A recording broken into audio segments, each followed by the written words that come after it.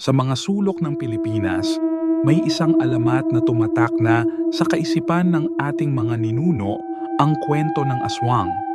Isang nilalang na hindi ganap na tao, ngunit hindi rin ganap na hayop. Isang nilalang na sa gabi lamang nag-iiba ng anyo.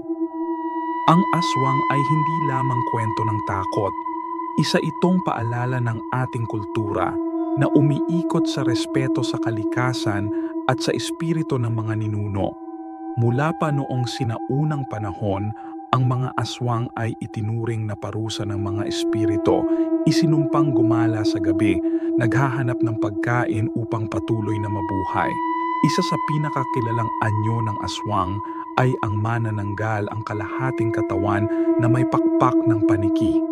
Mahilig silang sumalakay sa mga buntis, lalo na tuwing kabilugan ng buwan, at sinasabing nagpapakasasa sila sa laman ng kanilang biktima.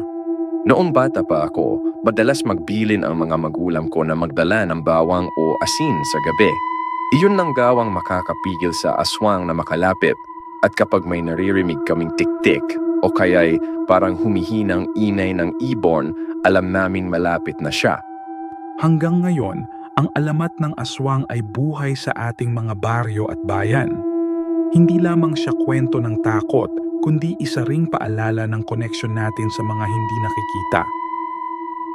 Para sa iba, ang aswang ay totoo. Para sa iba, siya ay isang simbolo ng kaguluhan at takot na dulot ng kasamaan.